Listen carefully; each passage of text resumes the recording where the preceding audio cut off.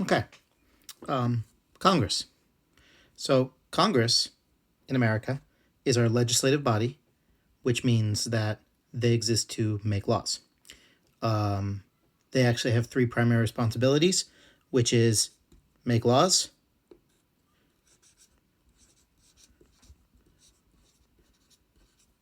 to oversee government, in other words, the bureaucracy, and to create and maintain a budget, which is sometimes called appropriations, allocation of money, whatever. Okay, so we're going to have a bunch of, or at least several videos on kind of some of the details of Congress. But the general overview is we have what's called a bicameral legislature, which is the House and the Senate, with the Senate being considered the upper house and the House being the lower house. It's kind of modeled after British Parliament, where they have the House of Lords and the House of Commons is what they're called. So the Senate is supposed to be the House of Lords and the House is supposed to be the House of Commons, at least in theory. Okay, so the chapter starts off talking about like who are the members of Congress, what do they do, so on and so forth. So let's start with kind of the demographics of Congress. Congress is disproportionately white male Protestant. Something like 70% of Congress is white male Protestant, and it's not necessarily representative necessarily of constituents. Constituent is anybody who would vote for a member of Congress. So, for example, Zoe Lofgren is our constituent, or we're her constituents. We're also Kamala Harris's constituents. Anybody that we'd vote for, we are part of their constituency. I'm not part of Mitch McConnell's constituency because I don't live in Kentucky. So yeah, there's that. Now, there are two different theories of representation, and one is called, and this is not necessarily in your book, so this is why I wanted to point this out in this video. There's what's called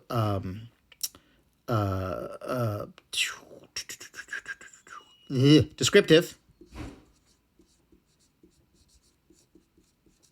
representation. Descriptive representation means you look like your constituency. So that means that if you are a population of, say, Hispanic Catholics in a particular district, then you would vote for a Hispanic Catholic as your representative. That is descriptive representation. You're sending somebody to Congress that looks like you, that will represent you. Whether or not they actually agree with all your policies is another thing entirely. Then there's something called substantive representation. And what that is the idea that the person that you're sending to Congress to represent you believes in the things you believe in, even if they don't look like you. This one right here, it's kind of been used a lot as justification for why Congress is so predominantly white male Protestant. Because even if they're representing people that don't look like them, but that they're actually representing their interests. Bernie Sanders is actually a really good example of this. Most of the policies that Bernie Sanders advocates for would help out mostly middle and lower class individuals, minorities, things like that. So there's that. Okay, as far as some other important things to know, the House and the Senate are not the same, and we will talk a lot about how the representatives behave differently, or how the rules are different. But in terms of behavior, or in terms of a lot of different things, in general, because the House has 435 members, and each member represents um, a a smaller group of people, except for in cases like Montana or Alaska, where actually there's one congressman for the whole state, whereas there's two senators. But like in California, we have 53 members of Congress and only two senators. So each member of Congress represents a smaller kind of constituency. And what that means is it's more likely that the members of Congress will represent what's called a homogenous constituency, especially with gerrymandering, which we've talked every time now. Which we've talked about before, gerrymandering and what that is. So what that means is, whereas like somebody who represents the state of California in the Senate has to kind of deal with the interests of the people of the Bay Area, the people of Los Angeles, Central Valley, farmers, tech workers, the whole spectrum, white, black, Hispanic, Asian, Native American, all of that. And have to take all their interests into consideration.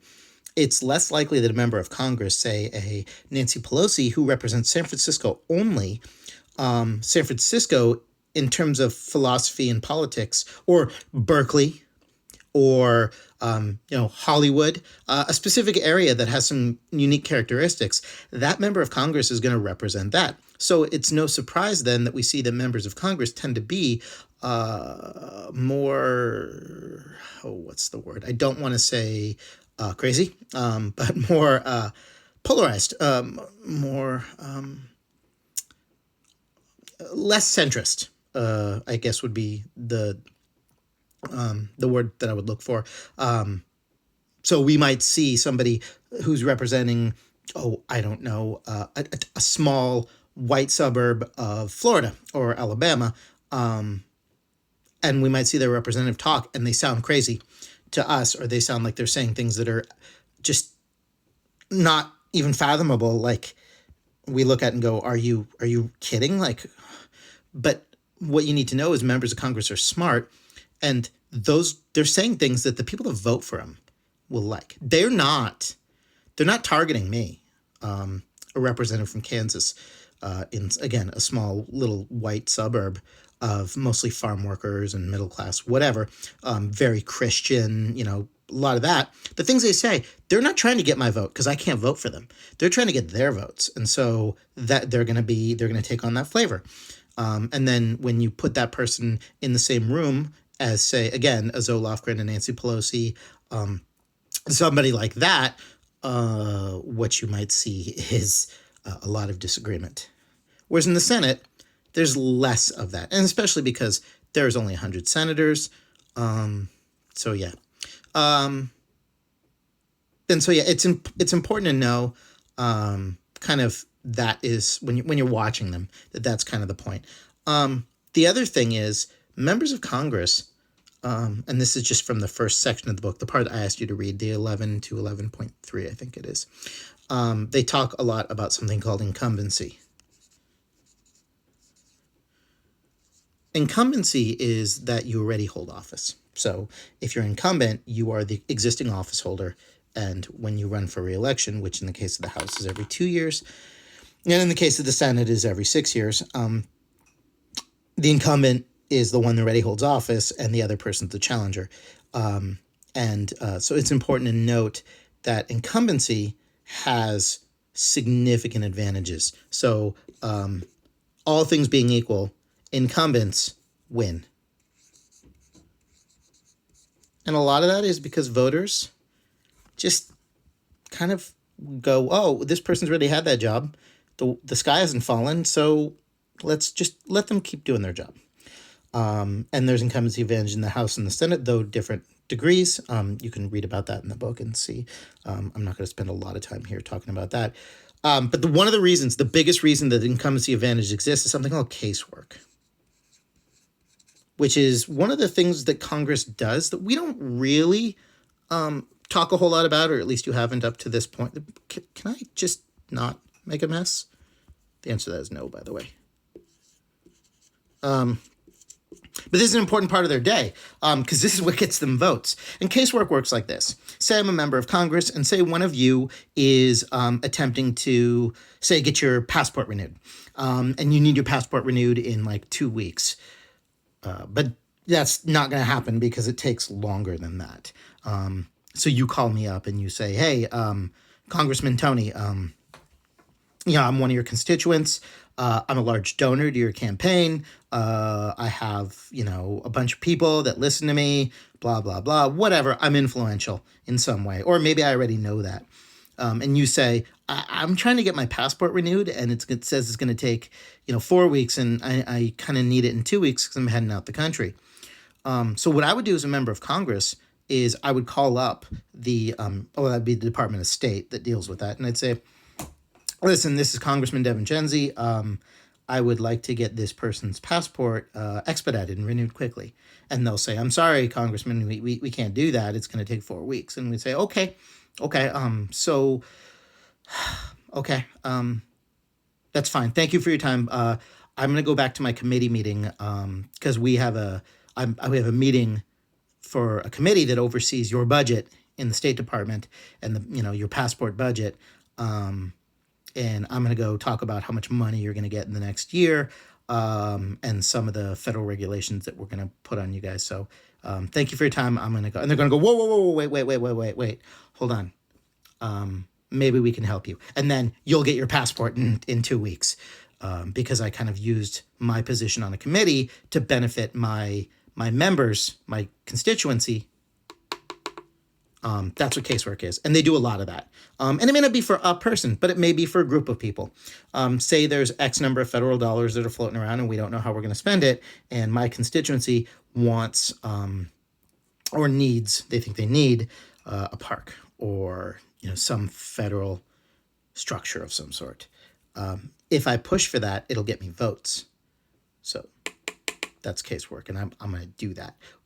Members of Congress do a lot of that, a lot of just helping out local members. This is not to be confused necessarily with something called pork barrel, which we'll talk about in the lawmaking process later. But in short, pork barrel is the idea that you've got a bill, you're in Congress, you're a member of Congress, and so am I.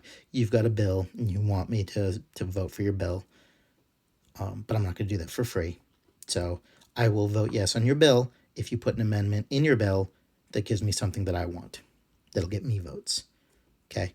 The main takeaway, the thing you need to always remember when dealing with Congress, whether they're on TV, in a committee meeting, passing a law, doing anything, members of Congress do everything they do because they think it'll get them votes. If somebody thinks it'll get them votes, they'll do it. If they think it'll lose them votes, they won't do it.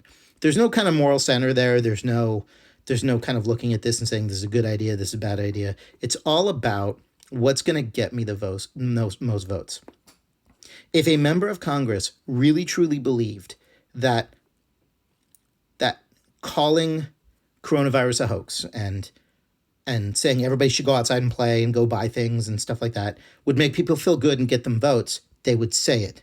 They would say that if they thought it'd get them votes. But most know that it won't, because we all recognize that what's going on right now is real and it's a genuine threat. And so members of Congress fall in line and they tend to support that effort and support the shelter in place or whatever because they want to look like good leaders that are advocating for things that you think are just and right and will keep you safe. So the next video is going to be about some of the differences between the House and the Senate.